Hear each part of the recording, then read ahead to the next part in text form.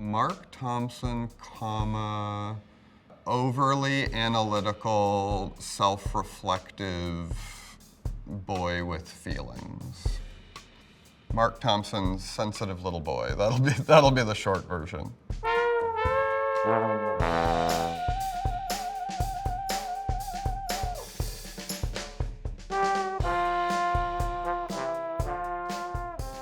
What kind of comedy do I do?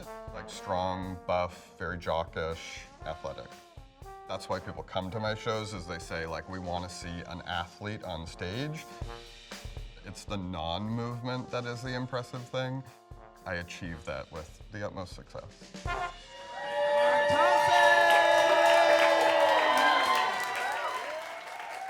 You know that moment when people, those ruffians, are playing sports in public, right? And the ball, it gets kicked away from the game and it comes over to you, right? It comes over and you have to make that choice, right? What am I gonna do?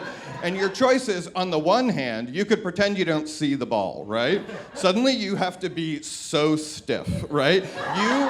You are like a Victorian noblewoman, right? You are just so erect, eyes straight forward, you can't see anything in your peripherals, and you're just wandering along until you have a little flip up of the heel and under goes the ball, right? You have to do that, right?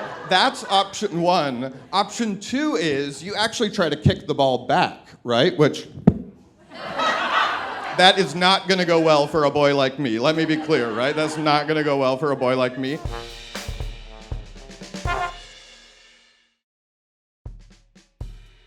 They're all real stories, so I'm definitely not like creating it out of nowhere, although like certainly like it gets embellished or whatever for fun, and then I'll just try it. If it works, great. If it doesn't, or even if it does, I'll try a tweak here and there. But the chunks of the story are just real, so it's what they are. So my day job is I'm a philosophy professor, so there's that.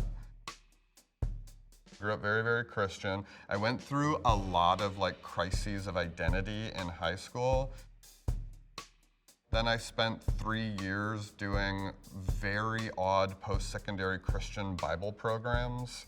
One was for extreme outdoor sport Christians, another was for surfer Christians, and then another was just like a Christian university. I didn't meet anybody that I knew was queer until I moved to Chicago when I was 27. Yeah, I do want to get one thing off my chest, if that's okay, though. It's this thing that's really been like weighing on my heart and my mind lately. And it's this question that's like, are my husband and I gay? And like, don't get me wrong, right? Like, I really want to be gay. I desperately want to be gay with my husband, but like, we have never done poppers and we're not in an open relationship. And so, like, I don't know we have no kinks to speak of, no kinks whatsoever, right? We moved to a new city recently, and we genuinely went on Grindr to make friends, right? Like, people are hitting us up, and they're like, what are you into? And we're like, Settlers of Catan and Survivor. Thank you so much for asking, right? And, like, no one responded. So, I mean, the way that I got into comedy was I moved to Chicago to do a PhD in philosophy. And Chicago's like a big, big town for improv. And I didn't have any friends. I didn't know anybody when I moved to Chicago. And so I needed to meet some people. I was talking to this one friend of mine, my roommate, about how to meet people. And he said, everyone I know in this city is from improv. So I was like, okay, I'll take an improv class. Do we have any gay dudes in the audience? Yeah, we probably chatted to you and you burned us, right? Like, thanks so much, right? And so I don't know if we count, and I feel like this might mean that we're like vanilla gays. And I know what you're thinking, right? You're like, that's an oxymoron, right? Like, I might as well have just told you I'm a progressive Christian. And you're like, I don't know what that is, right? Or like, it's like me saying I'm an interesting heterosexual. And you're all like, the only thing I know that heterosexuals talk about is like flotation tanks for business creativity, right? Yeah, like that's all I know about. You know, what I say about vanilla gays is we're here, we've always been here, and we're not going anywhere, right? So, oh, hell yeah. Give it up for vanilla gays everywhere, yeah? Yeah, give it up for those vanilla gays.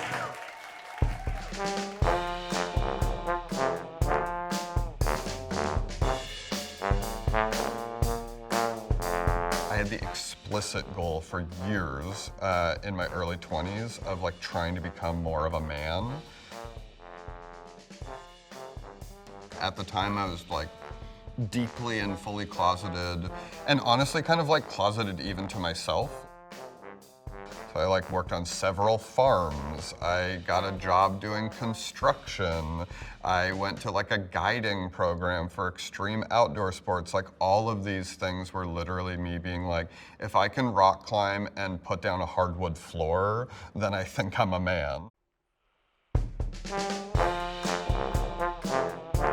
After that I had like several years of like, okay, what's the next step in being a man? Moved all over the country doing that. Like I did a potato farm in New Brunswick, a cattle farm in Saskatchewan, a horse farm in Ontario. Apparently horse riding is really integral to masculinity. Yeah, so I want to be very clear, I'm not even remotely on a quest to become a man anymore. Like that is not a thought I ever had.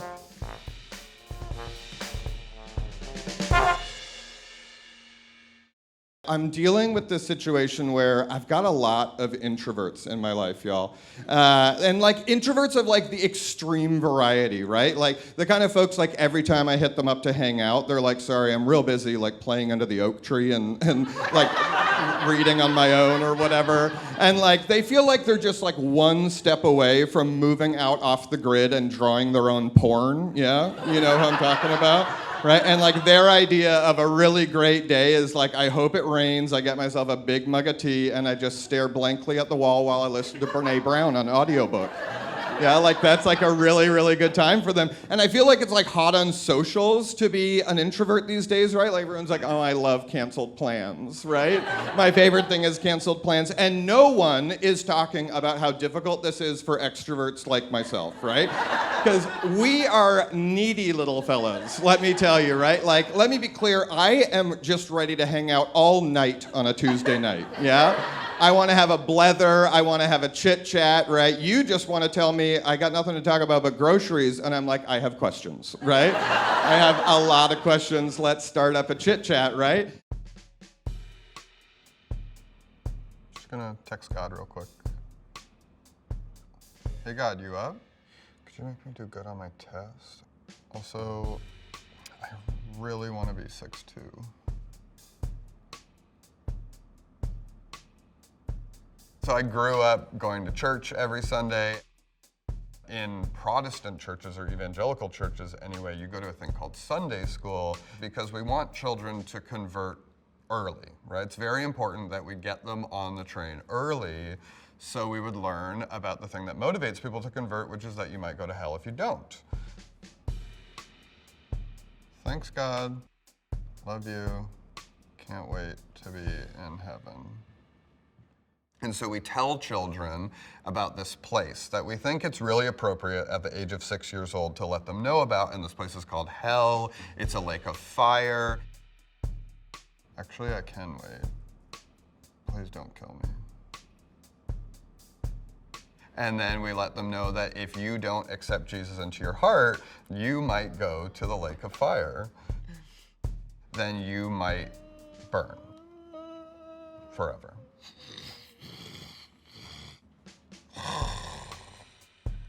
I mean, I was a very, very anxious kid. So I think part of the reason is probably that there was this sense that like if I do something wrong, I'm on the chopping block. No hell for me though, okay? Seriously, I don't do well in heat.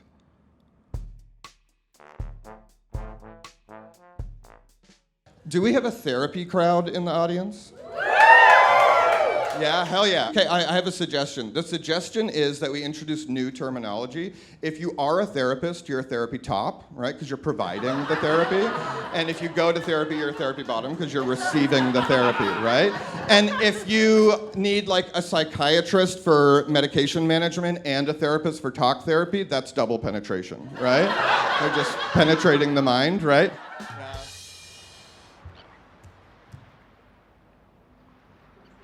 So I went to this program that was designed for like learning how to evangelize to surfers. And so we lived like 2 minutes from the beach in a town called Mooloolaba in Queensland, Australia. It's like north of Brisbane. You'd be like swimming out and you'd be floating in the water like waiting for a wave. And as you're doing that, you're trying to like befriend people and find ways to share your light. I know you fell off your board out there, but have you thought about what would have happened if you drowned?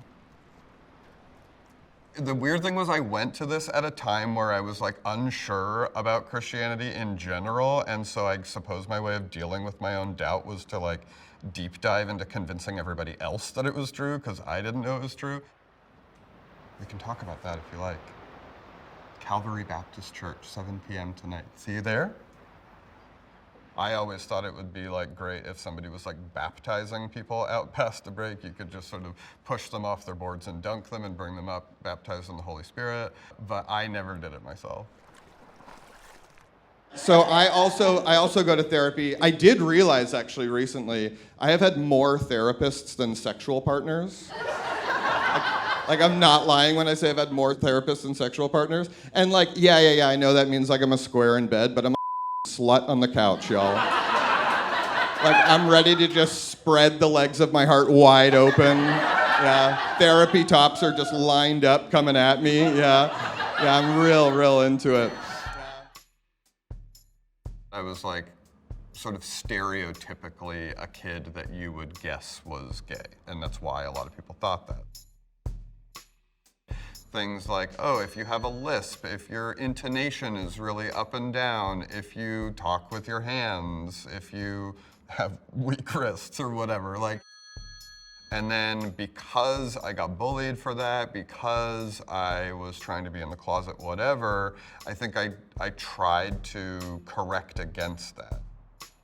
And then over time, I think I was sort of successful with it.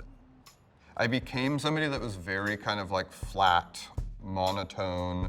There wasn't a whole lot of like intonation in my voice. I wasn't very expressive. We have a lot of queer folks in the house, yeah? Cool. I don't know if this happened to you when you came out, but one of the things that happened to me was people love to tell me that they always knew. Yeah, did you get this? It's like, oh, I always knew. I'm a perverted little Sherlock Holmes, and I've had you figured out from day one. I've been sniffing around, and you decidedly smell like double right? There's a little bit of extra musk in your whiff, and I think that means you like up your bum, right? That's the idea, that's the logic. But the thing that was like difficult about this for me was like nobody had good evidence, right? Nobody's like, hey, you left your laptop open and the last thing you Googled was Texas frat boy bubble butt hunk, right? That would be a gotcha moment from this afternoon, right? That didn't happen, that's not what they say. I think I was just looking for my people to be like real serious about it. I think church was, well, that world, the church world, growing up queer in it was the first experience of being like, oh, I'm on the outside and I gotta navigate what it's like to like not be in the group. I think a lot of queer people feel like that. That's why queer community is so valuable and so fun and so exciting, because it's really special. They also don't say, hey, remember in gym class when we were all doing like wrestling and you kept moaning? Right? Nobody said that. Also would have been a gotcha moment. Instead, it's like, you're a little silly. Right? There's a spark of joy that arises in you when you're happy, and I know what that means, right? That's the idea. That's what we're dealing with. And I came out late in life, right? Like late in life, and I feel like all these people, I was building up to this big reveal, and all these people are like, yeah, we got it, right? And they could have helped me out, right? They could have given me a helping hand, maybe like made it easier for me for whatever. And so I feel like there's a lesson here, and I want to leave you with this lesson, right? And the lesson is go out into your communities, identify the youth, make assumptions about their sexuality, and then widely publicize those assumptions, yeah? I think it's like a really, really good thing to do. And just to make sure that we really remember this, I want to encapsulate it in a chant, okay? So on the count of 3, we're going to do a chant, and the chant is out the youth, okay? Yeah, are you ready? We're going to try to blow the roof off this place, yeah? So it's 1, on the count of 3, out the youth. 1, 2, 3. Don't do it! Don't do it! Y'all are queer, you're supposed to be supportive. Let it be known that this show is not a supportive space for queer people, right? Thank you so much. I've been Mark Thomson.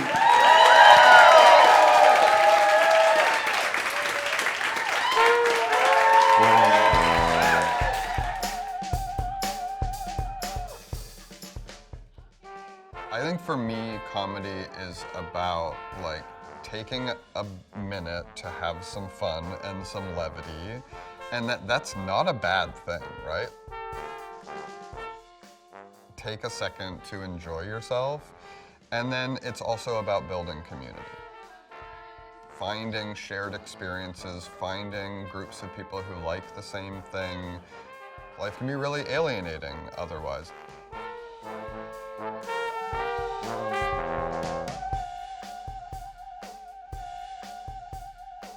Hey, Kelly. Sick barrel today. Sorry for distracting you in the water today. You want to talk about God sometime soon?